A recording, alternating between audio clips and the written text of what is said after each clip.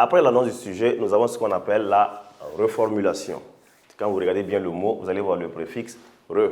Dès qu'on l'enlève, on a la formulation. La formulation, c'est la manière dont le sujet a été donné, c'est-à-dire par les différents auteurs dans le passé. La reformulation, maintenant, ici, on s'attend à ce que l'élève donne le sujet en ses propres mots, c'est-à-dire ce qu'il a compris du sujet. Donc, au niveau de la reformulation, l'élève va mettre en d'autres termes ou bien encore autrement dit. Et il explique le sujet. Donc, la philosophie, par exemple, il va dire la quête perpétuelle du savoir.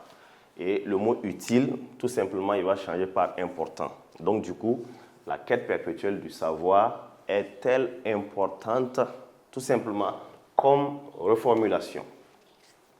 Après la reformulation, nous avons le problème posé, l'une des parties les plus importantes de l'introduction. Il faut noter que l'introduction fait 4 points.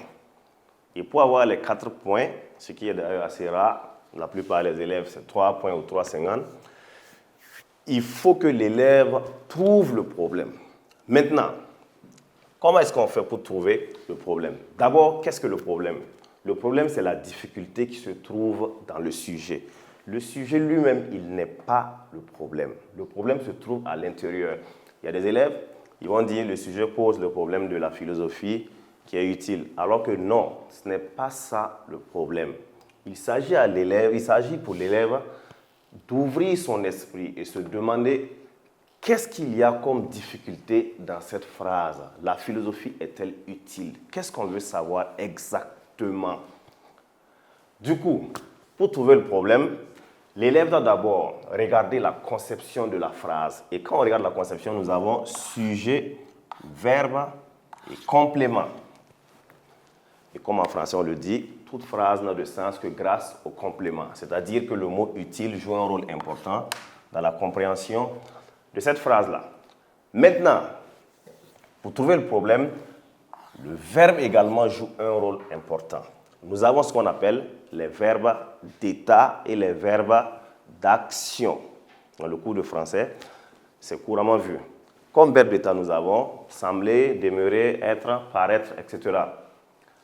Maintenant, les verbes d'action regroupent tous les autres verbes. Donc, pour trouver le problème, on regarde d'abord le verbe. La plupart du temps, quand c'est un verbe d'état, c'est-à-dire qu'on veut connaître la nature, en réalité, du thème qu'on est en train d'étudier. Donc, on dira que le sujet pose le problème de la nature de ce qui est demandé.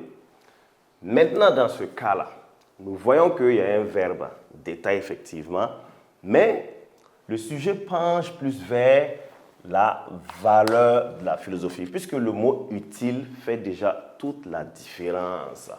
Donc, du coup, ici, on aura comme problème, le sujet pose le problème de la valeur ou de l'importance de la philosophie.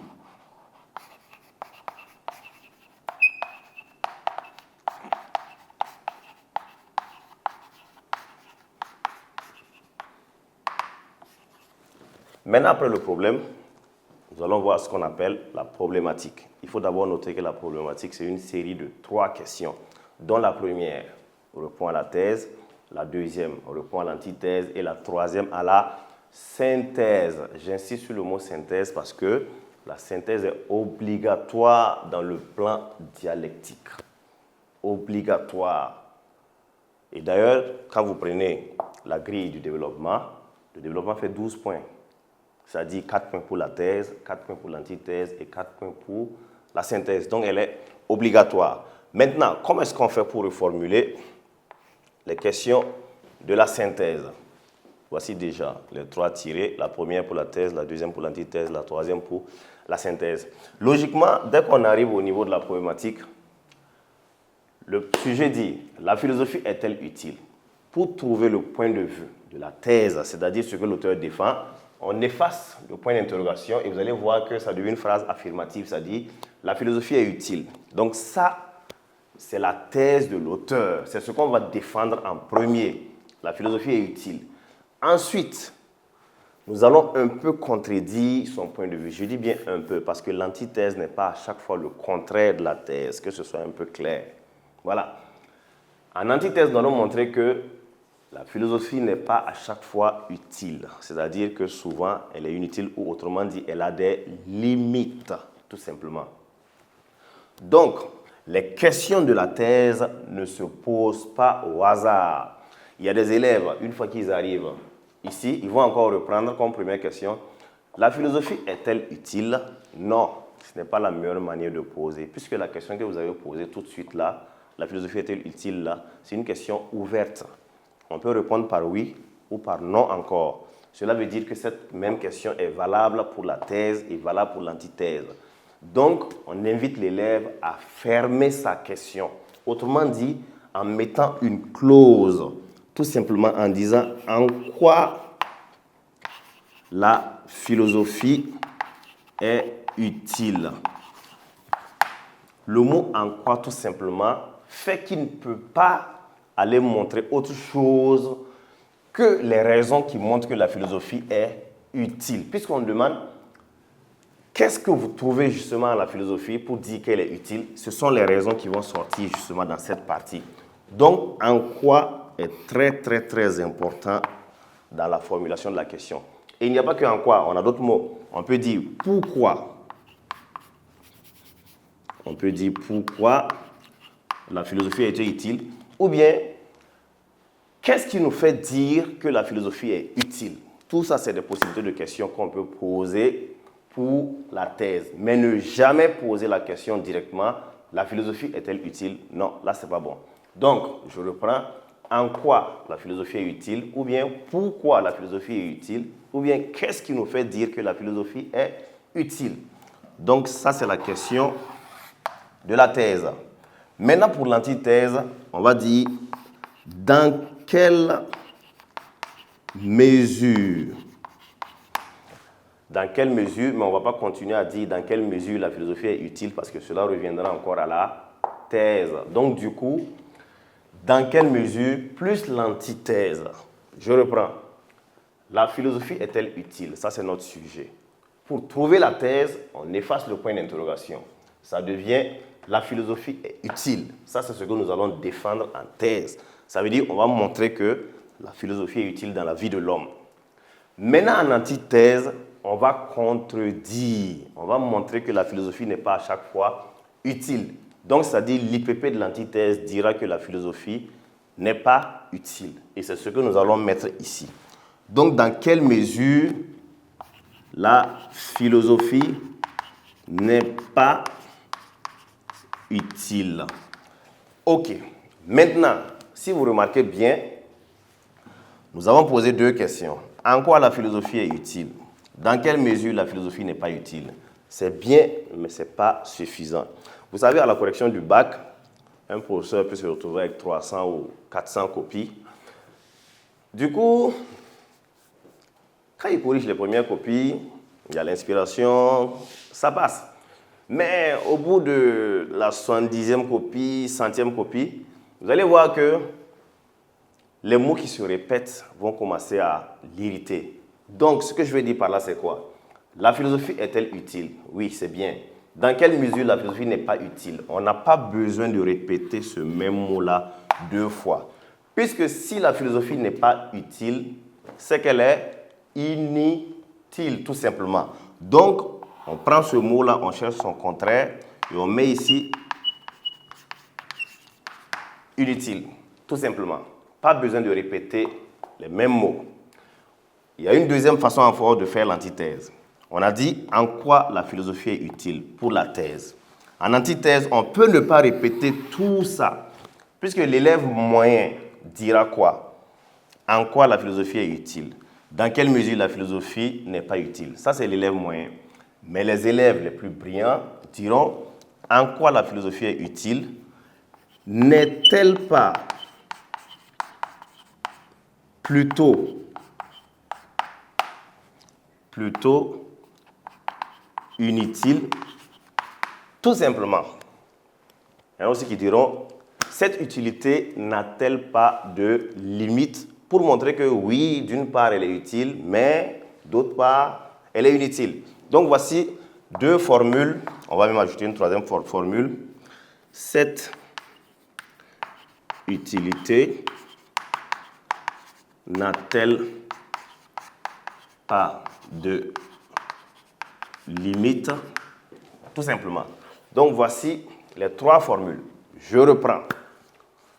Quand on va arriver en problématique, nous aurons à poser trois questions. La première question répond à la thèse, la deuxième à l'antithèse, la troisième à la synthèse, que nous allons voir tout à l'heure. La première question, nous allons dire en quoi la philosophie est utile. C'est-à-dire que ici, dans le développement, nous allons donner trois arguments qui montrent que la philosophie est utile dans la vie de l'homme. Maintenant, l'antithèse devrait aller à l'encontre de la thèse. C'est-à-dire qu'en antithèse, nous allons montrer que ce que nous avons dit en thèse n'est pas universel. Donc, du coup, nous allons un peu contredire. Et c'est cette contradiction qu'on a fait de trois manières. L'élève moyen dira dans quelle mesure la philosophie n'est pas utile. Et je disais tout à l'heure que ce n'est pas judicieux de répéter les mêmes mots. Donc, si ici on a mis inutile, à cause du n'est pas, on sait que c'est le contraire qu'on est en train de mettre ici. Donc, du coup, utile, son contraire, c'est inutile. Donc, on dira tout simplement dans quelle mesure la philosophie est inutile. Mais l'élève excellent dira, n'est-elle pas plutôt inutile, tout simplement? Ou encore, cette utilité n'a-t-elle pas de limite? Pour une bonne question d'antithèse. Maintenant, après ça, nous avons ce qu'on appelle la synthèse. Je le disais tout à l'heure que la synthèse est très importante dans la dissertation et même dans la vie en général. Parce que, qu'est-ce qu'on appelle synthèse? Les gens ont tendance à croire que la synthèse, il suffit d'enlever une partie de la thèse, une partie de l'antithèse, on colle et puis on fait la synthèse. Non, non, non, non. Ça n'a rien à voir avec ça. Non.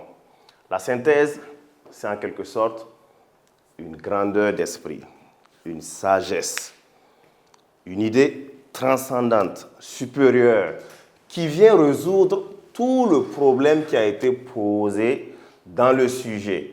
C'est-à-dire qu'au départ, le sujet disait, la philosophie est-elle utile? Entre deux personnes. Les deux personnes sont la thèse et l'antithèse, bien évidemment. L'un dira que oui, lui, il pense que ouais, la philosophie est utile parce que grâce à la philosophie, l'homme réfléchit, il a une grandeur d'esprit, il a l'esprit critique, il analyse mieux.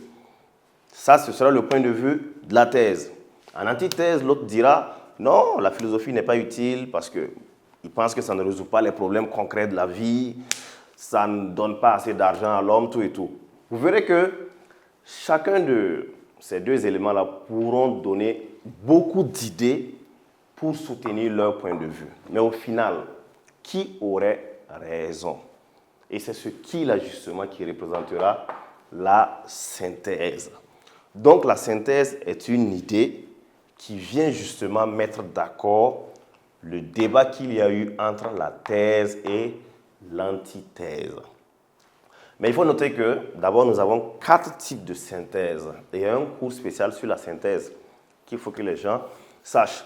D'abord, nous avons la synthèse hiérarchisation ou dépassement. Ensuite, nous avons la synthèse solution. Ensuite, nous avons la synthèse relativité. Ensuite, nous avons la synthèse complémentarité. Cela veut dire que la synthèse est élaborée en suivant ces différents plans.